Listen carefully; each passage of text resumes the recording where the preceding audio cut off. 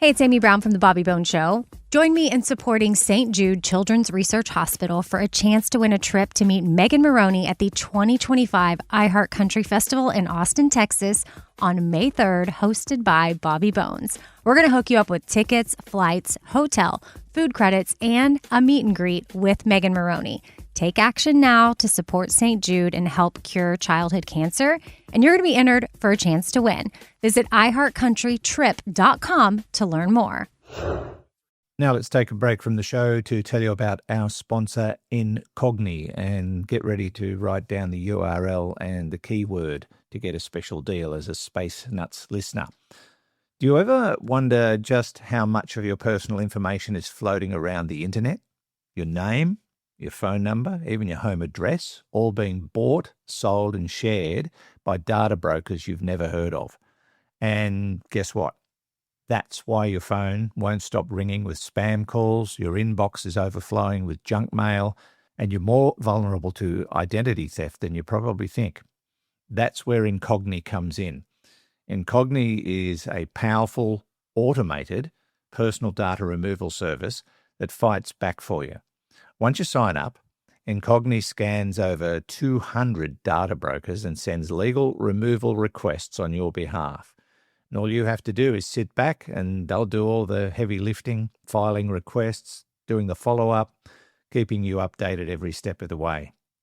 And within weeks, you'll notice fewer robocalls, fewer spam emails, and less of your personal information floating around for cyber criminals and marketers to grab. It even helps reduce the risk of being caught up in identity theft or phishing scams. And the best part, with Incogni's annual subscription, they don't just stop at one sweep. They keep scanning and sending removal requests on repeat, so you stay protected all year long. Right now, through this link, you get an exclusive 60% off with the code SPACENUTS, plus it's risk-free with their 30-day money-back guarantee. Incogni.com/spacenuts. That's the URL, INCOGNI. Incogni.com/spacenuts. Protect your privacy, stop the spam, visit incogni.com/spacenuts and the special word Space Nuts to get that great deal today and take back control of your data. Now, back to the show. Welcome back to another exciting episode of Space Nuts, the podcast that is absolutely out of this world. I am your host today, Heidi Campo, filling in for the regular Andrew Dunkley. And here we have with us Professor Fred Watson, astronomer at large. 15 seconds. Guidance is internal. 10, 9, ignition sequence start. Space Nuts. 5, 4, 3, 2. 1, 2, 3, 4, 5, 5, 4, 3, 2, 1. Space Nuts. Astronauts report it feels good. Hi, Fred. How are you doing today? I'm well, thanks, Heidi, and lovely to see you again. And we have a beautiful sunny morning here in Sydney, where I'm recording at the moment. You're at the other end of the world, at the other end of the day. Space Center, Houston. It's evening. It's been quite windy here, but the weather's been nice. It's been warm, but not too warm. And this is going to be a nice month. I think springtime in Houston is always just really fantastic. And speaking of this month, I wanted to share with you and our other listeners an exciting event that is happening here in Space Center Houston. Oh, yeah, sorry. It will be at Space Center Houston, but it's happening in Houston in general, is the Spaceflight Human Optimization and Performance Summit. So that will be happening at the end of the month, and they are going to have all kinds of fantastic speakers from NASA and other private organizations. They're giving educational talks on the effects of spaceflight on the human body. And it is such a fantastic opportunity to network, to hear from people who are really at the cutting edge of science, and to just kind of collaborate with some really brilliant people. It's fun to sometimes be in those places where you are pretty confident that you're not the smartest person in the room. I've spent my whole life feeling that, honestly. Well, I feel like that sometimes when I'm looking at your books and whatnot. So we've got some pretty fun articles we're looking at today. We've got some things about stuff going on Mars. There's articles about space junk and galaxy models. And I wanted to start this off by asking you, Fred, have you ever been to Arizona? Oh, yes, quite often, because for a long time, the center of the world's astronomy instrument development, what's the word for it? Thrust, that's a good word. The center of the world's astronomy instrument development thrust was in Tucson. And of course, the Kitt Peak National Observatory is not very far from Tucson. So I spent many weeks there on and off. And the other thing that Tucson's famous for in that sense, and the two, of course, are absolutely interleaved, is that's where the basically the dark sky movement started. The idea that we can do something about light pollution, because it was at that time the impact was mostly on astronomers, but we now know that it's not just astronomers who are impacted by bad light and light pollution. It's the whole natural world and indeed ourselves. So that has moved on since the early 1980s when it all got going in Tucson, Arizona. And yes, while I was in Tucson, I explored most of the rest of Arizona as well. Yeah, excellent. Well, yeah, that's good. We're kind of building on what we talked about last week with the pollution. But I was going to say, if you've been to Arizona, well, I guess in Sydney, Australia, too, you've definitely seen some dust storms, right? Yeah, that's right. And absolutely. I know where this is going. Do you get haboobs in Australia at all? Is that the name for what we call dust devils?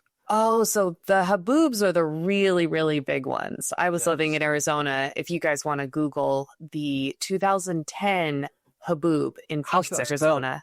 Haboob, it's very phonetic. Huboob, I believe, or HA. But it is a Middle Eastern word because these normally happen in the Middle East and with things like, have you seen the movie Hidalgo with the horses running, things like that. So if you see the 2010 Haboob Arizona pictures, you'll see what I'm talking about. Quite crazy. But yeah, dust is something that you're going to be familiar with in places like Australia and Arizona. But people may not be as familiar with some of the dust storms on Mars, which you're so smart. That's exactly where we were going, is they did see some dust devil activity on Mars. And I think that's kind of cool and exciting. Can you tell us a little bit about what's going on with that? And it's this is a topic I really love. And it's because you've put your finger on it. This is something we're familiar with here, not in Sydney, certainly, but in the Western Plains of New South Wales. And I lived in that region for 25 years.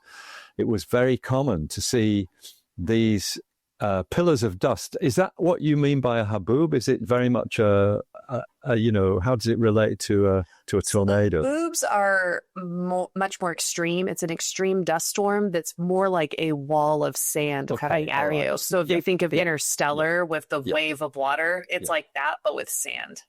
We get that in Australia too, where the topsoil will blow off in one region and you will literally get a wall of dust, brown dust, which sometimes gives rise to the most spectacular photographs. And if the dust, penetrates far enough, it does actually reach the coast. There have been occasions of that sort of dust storm in Sydney. The whole color of the landscape changes, not just because it's covered in dust, but because the atmosphere filters out, all the blue light, and you get this reddish ethereal glow, which is in many ways, ethereal is probably the wrong word. It's actually almost apocalyptic. It feels, that you've got this wall of dust and the colors afterwards. The peculiar colors. But what I was going to talk about today, though, are what are usually known as dust devils, which are quite small areas of dust, and it's where you get a little whirlwind that picks up a column of dust and moves it along the landscape. So you see these moving columns of basically dust. Sometimes there's bits of debris being circulated around. It's not a tornado, but it's, the sort of perhaps the poor relative of a tornado. We do get them in Western New South Wales, and I've seen a lot there. But I was surprised. It goes back, actually, this story to probably about 2003 or 4, in the early days of the new generation of Mars rovers. Spirit and Opportunity were the two that really sort of put Mars rovers on the map. There were other ones before that, but Spirit and Opportunity gave us some stunning images of the planet's surface. And among them were images from Spirit, I think, taken from the top of a mountain range, which was basically on the edge of a crater. Actually, it might have been Curiosity, and I should have checked that. No, I think it's Spirit. Gusev Crater, I think was its name, if I remember rightly. Lovely images across the crater with little movie clips of these dust devils going across it, which are relatively common on Mars, it turns out. And in fact, they were observed actually by the Viking orbiter back in 1976. So the spacecraft happened to be looking down at a region where one of these was happening. They're different from earthly ones first of all, in the sense that because the atmosphere on Mars is so dry, it's virtually zero humidity. That means that static electricity can build up. And so you often get flashes of lightning in the base of Martian dust devils. Oh, wow. And little sparks of lightning caused by the static electricity buildup. And the other thing is they're much taller than the ones we find here on Earth. The biggest one I ever saw in New South Wales, here in Australia, probably had a height of about 500 meters, half a kilometer. So what's that, sort of, about a third of a mile, basically. And that's, that was pretty significant. On Mars, they get up to 8 kilometers, which is like 5 miles. And I guess that's partly due to the fact that the dust is very, very fine. And also the fact that Mars, of course, only has a third of the gravity that we have here on planet Earth. And just a quick aside, they're technically known as dust devils. I think that's the correct term. It's different from a haboob. A haboob's a wall of dust, and that's something we also get. But in most of Australia, they have a First Nations name, an Aboriginal name. They're called Willy Willies, and a Willy Willy is a little dust storm that's going past on the horizon. One other little factoid about the Martian ones in particular is that with both Spirit and Opportunity, which relied for their power on solar panels, unlike Curiosity and Perseverance, which have got thermoelectric nuclear generators, the solar panels tended to get just covered by dust that is present on Mars. Mars is a very, very dusty planet. So as you roam around the surface, you're kicking up dust with the rover's wheels, and that dust eventually lands on the solar panels. I'm going to have to clear my throat. Excuse me 1 minute. Yes. There we go. I hope that. I don't think I muted that. That's okay. We can edit that out. That was meant to be muted out, and I'm sorry I did. Sorry, Hugh, that probably went right in your ears. As I can see from Heidi's face, it went in hers as well.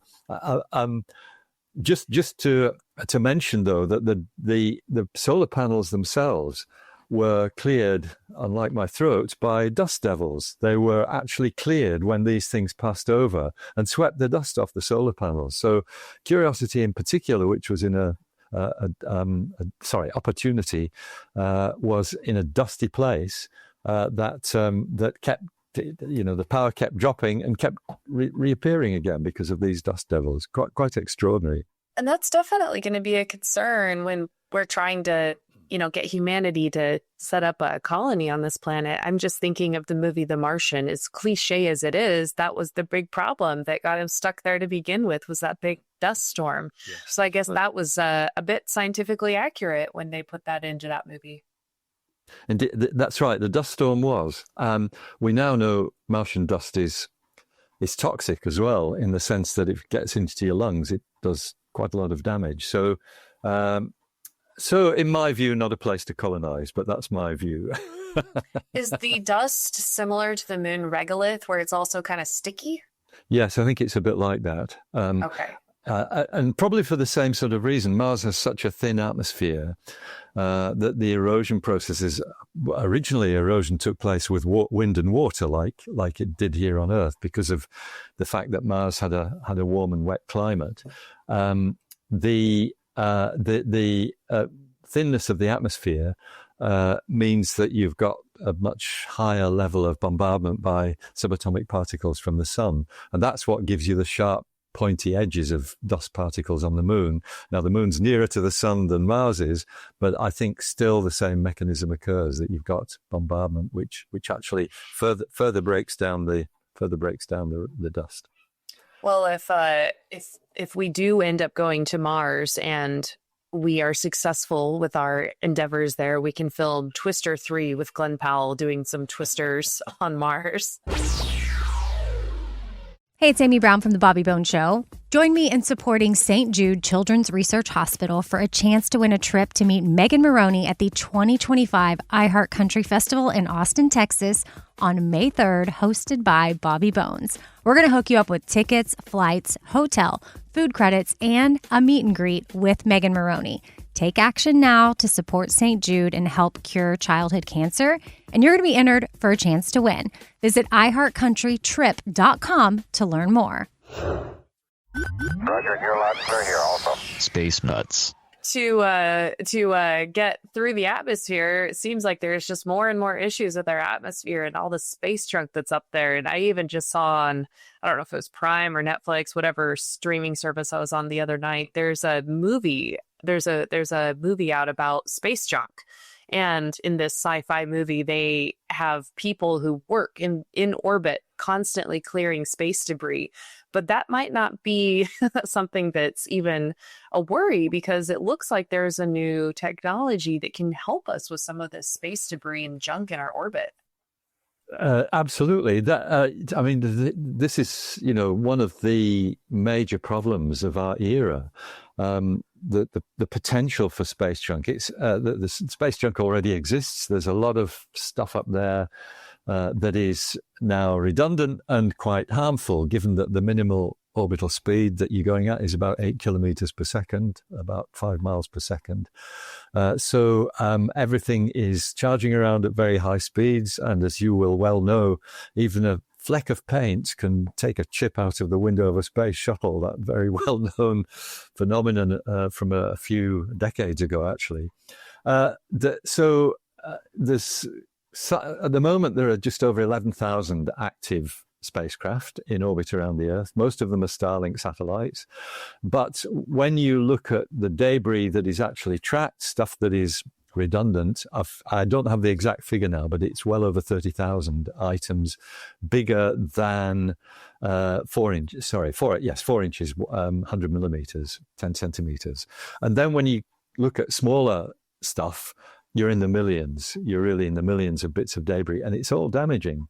And the main problem is that as soon as you get a collision between two bits of this stuff, especially if it's sizable in any way, then you will get more debris being created, and that increases the risk, and that can lead to what's called the Kessler syndrome, where everything's crashing into everything else and you suddenly lose access to space. So it's a real problem, and one that needs attention, and indeed is getting attention from the world's technologists. I just saw a tail walk through the picture there behind you. Little dog. Speaking of little problems. Yes. So always on the prowl. But yeah, this is super interesting, because it's like almost every something going wrong in space movie starts with this. So it's well known from the scientists down to the creatives. And so it looks like this what do they call them? The bold new weapon against space junk. It looks like Persei Space. Yep, that's right. Is a startup that's helping with these issues. Yes, that's right. So there is a backstory to this in that there's been several experiments carried out by both private companies and things, bodies like the European Space Agency to try and see how you could clean up space. And mostly it involves something like, well, one of them is sending up a spacecraft that essentially rendezvous with a satellite that's now redundant, whether it's a rocket body or a communication satellite, something that's switched off and is now dead, but is a risk because it's up there. And if you can then throw a grappling iron at it, going back to the technology that was used in the Middle Ages, catch hold of it with your hydraulically propelled grappling iron or whatever it is, you then can capture it. And if you have a satellite that now has hold of this maverick object, you can basically apply braking rockets and make it re-enter so that it burns up and is no longer a problem for collisions. But that's quite a tricky problem, and it needs, spacecraft equipped with quite large amounts of fuel to do that. And so this new idea, the one that you've highlighted from Perseus Space, it's going to be tested actually early next year. It's quite counterintuitive and takes a while to get your head around how it works. It's called an electrodynamic tether.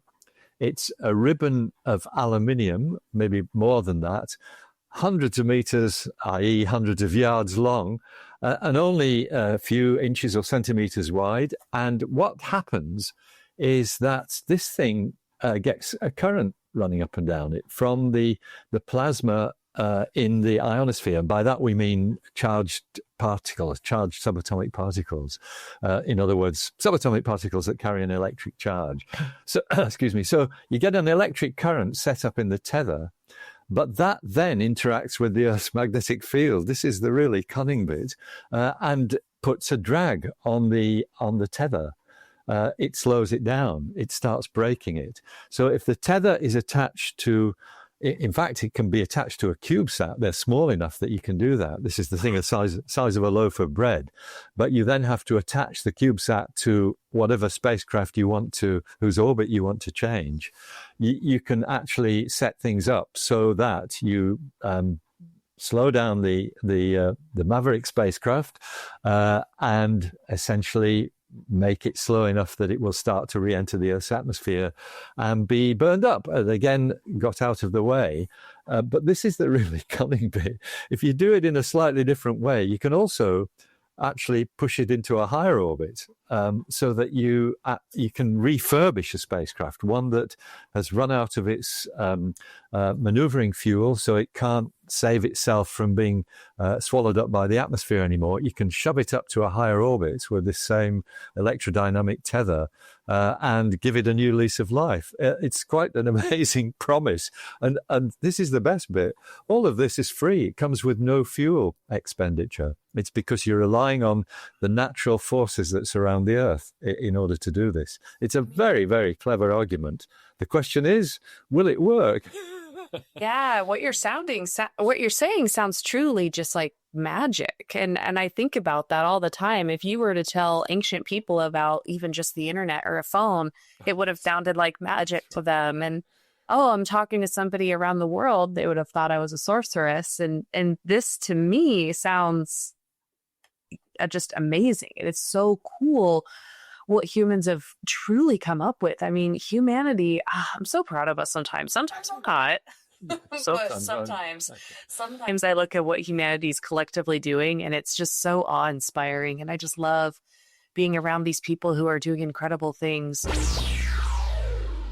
Hey, it's Amy Brown from The Bobby Bones Show. Join me in supporting St. Jude Children's Research Hospital for a chance to win a trip to meet Megan Maroney at the 2025 iHeart Country Festival in Austin, Texas on May 3rd, hosted by Bobby Bones. We're going to hook you up with tickets, flights, hotel, food credits, and a meet and greet with Megan Maroney. Take action now to support St. Jude and help cure childhood cancer, and you're going to be entered for a chance to win. Visit iHeartCountryTrip.com to learn more. 3, 2,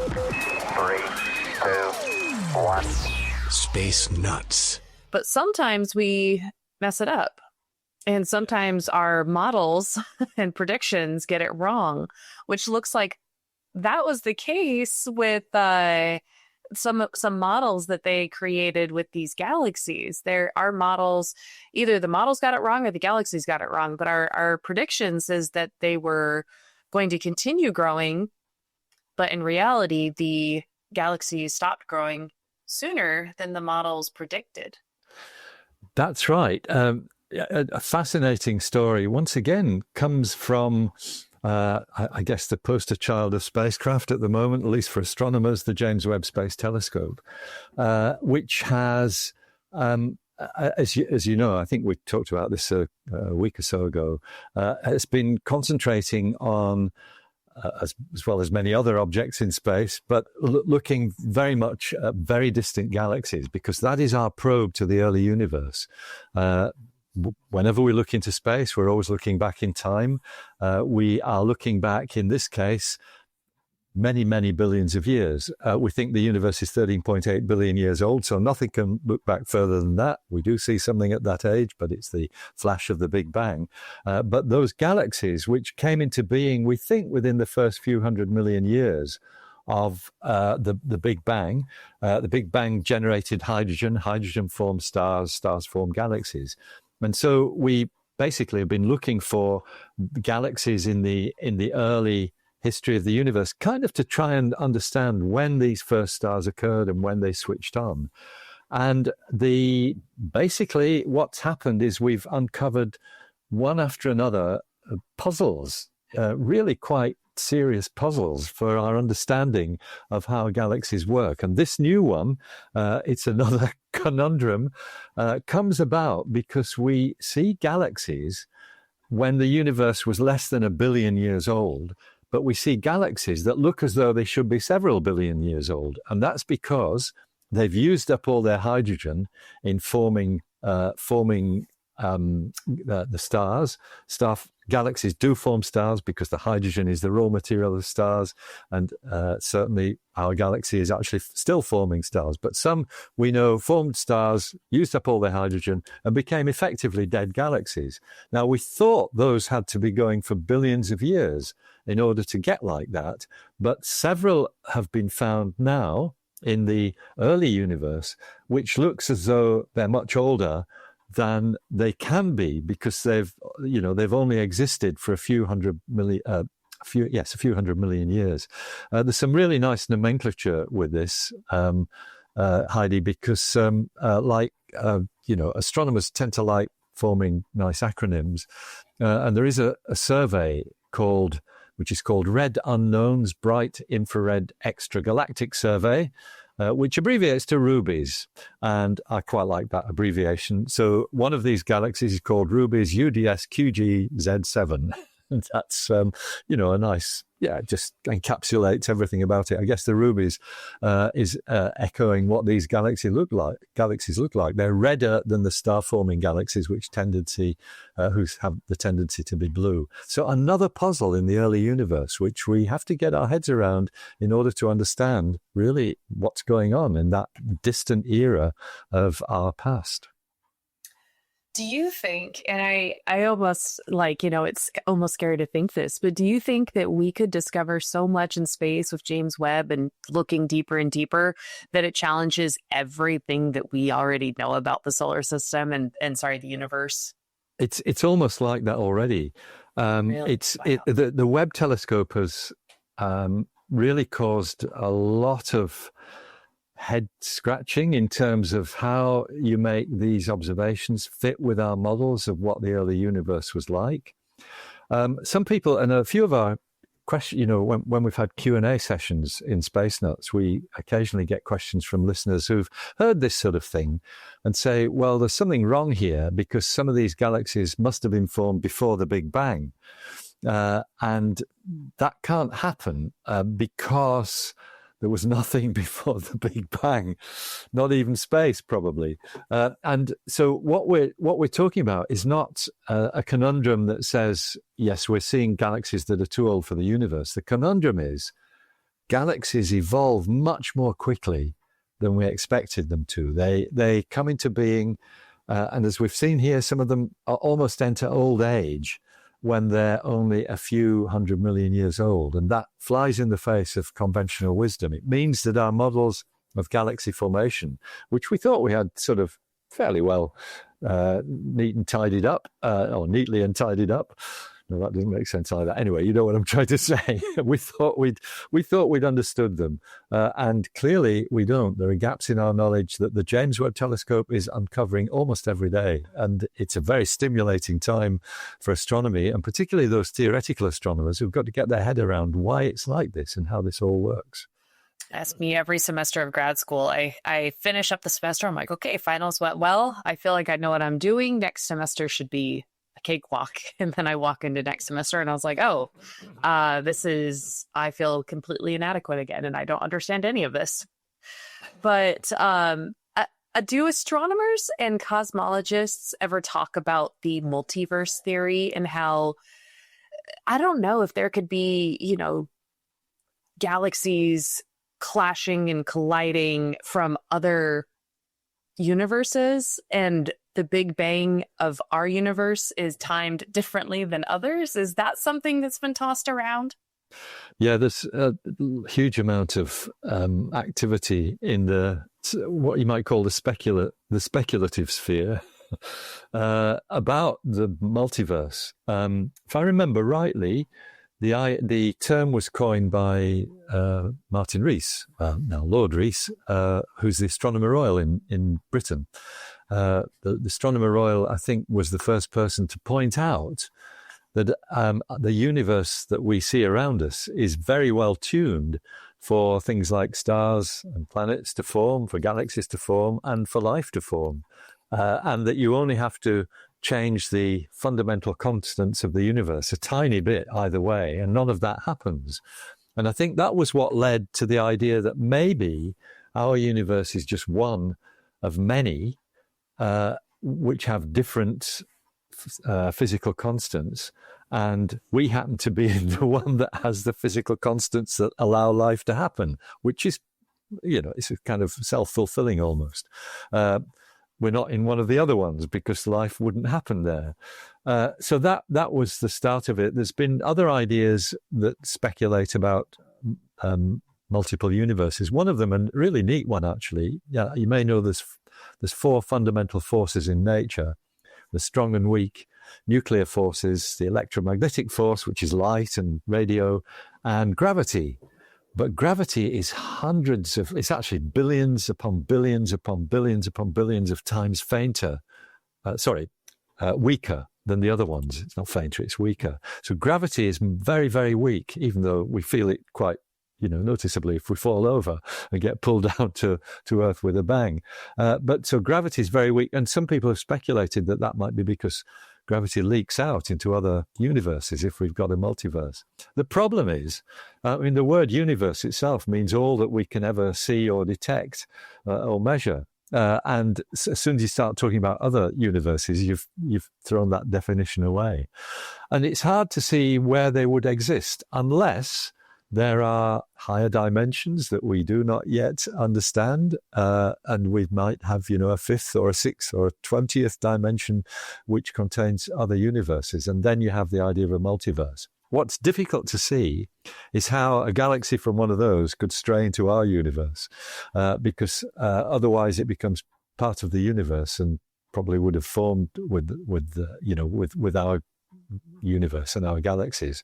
The one thing that people point to as an observational tool is this microwave background, this background of radiation that we see and understand as being the flash of the Big Bang, that we're seeing so far in look-back time that we can still see it, because that has a pattern imprinted on it, which are slightly warmer and cooler zones of temperature. And some people think they can see patterns in that they think might have come from a different universe, but that is very, very speculative. Very speculative indeed. That's more of the mathematician's realm, is to go in, define some of these things mathematically before we can even really define it theoretically. And then, maybe 1,000 years from now, we'll have the technology to better understand this. But in the meantime, I guess the only way that I think this could theoretically make sense, and this is just fun little brain candy, is, my pencil leaves behind my three-dimensional pencil leaves behind its mark on a piece of paper. And that's only because the lead is that crossover. And so there could be, I don't know, crossover bits of matter that can bleed in to different dimensions. Yeah, the nice thing about your analogy is that you're quite right. Your pencil it's not a pencil, but it looks a bit like that. It's a three-dimensional object. You write on paper, which is a two-dimensional object. And so you've got a three-dimensional object interacting with a two-dimensional object. And that could be a nice model for what the multiverse is like. And in fact, it's not too far out. We can sort of almost extend it as well because, excuse me, here we have a piece of paper. Oh, fantastic. Now I'm in the demos. Yeah, so I don't know whether anybody else can see this. If you're listening, I'm sorry about this, but I'm holding up a sheet of paper. We can all envision a piece of paper. It actually turns out to be two pieces of paper. And that's the idea of something called M-theory. M-theory is membrane. And so we think one sheet of paper is a membrane on which our universe is imprinted. And another sheet of paper might be a membrane with another universe on it. And the idea is that it's collisions between these membranes that cause big bangs. This is known as the ekpyrotic theory of the universe, to give it a name. What's freaky about that is if it's true, these membranes are only a few millimeters apart. And so they might there's bangs happening all the time. Maybe there are, yes, that's right. So take that one away and think about it. But what a good analogy, though. You did, you've hit on the right. I watch a lot of sci-fi. They try and dumb it down for their watchers, their viewers. I've always thought of this ever since I was a little kid with the Men in Black, the original movie. The very end scene where they zoom all the way out of our Earth and our in our solar system and galaxy and universe, and it keeps zooming out and it keeps zooming out and it keeps zooming out, and then eventually everything that we could conceptualize in our known universe was just a marble in an alien's hand, and they were just playing with marbles. And it's just, the idea that it just continually, exponentially, if you just could open up the aperture infinitely, there would always be something bigger and bigger and bigger. And I think that mathematically I've just heard this, I have no idea, but I think mathematically some of the formulas to look at some of the smallest known things and the biggest things are similar. And I think that falls into quantum theory. Yeah, that's right. Well, yes, that's correct. Quantum, I mean, when you look at the mathematics of relativity and quantum theory, which are the two sort of theories that, one governs the very small, one governs the very large. Some of those equations do look similar. They're all horrendous. Mathematics was not my strong point at university, I'm afraid. Oh, me neither. But now, but what if? And, I don't think these are the questions we'll ever answer, but what if it was just a big circle? Yeah. How crazy would that be? Those are the things we may never find out, though, but we will continue to explore and answer those questions every week here on Space Nuts. Fred, did you have anything else you wanted to add to our conversation today? Not only that we have a very exciting time at the moment in human spaceflight. We've just seen the orbital flight of the Fram-2 mission, a privately operated space mission that took humans into a polar orbit for the first time, one that crosses both the North and the South Pole. Those astronauts returned a few days ago with lots of tales to tell. We might cover that in a future-ish edition of Space Nuts. It's very exciting. Thank you so much, Fred. It was great talking to you today. Always a pleasure, Heidi. Thank you very much for your time too. Space Nuts. You've been listening to the Space Nuts podcast. Mission complete, Houston. Available at Apple Podcasts, Spotify, iHeartRadio, or your favorite podcast player. You can also stream on demand at Bytes.com. This has been another quality podcast production from Bytes.com. Hey, it's Amy Brown from The Bobby Bones Show. Join me in supporting St. Jude Children's Research Hospital for a chance to win a trip to meet Megan Maroney at the 2025 iHeart Country Festival in Austin, Texas on May 3rd, hosted by Bobby Bones. We're going to hook you up with tickets, flights, hotel, food credits, and a meet and greet with Megan Maroney. Take action now to support St. Jude and help cure childhood cancer, and you're going to be entered for a chance to win. Visit iHeartCountryTrip.com to learn more.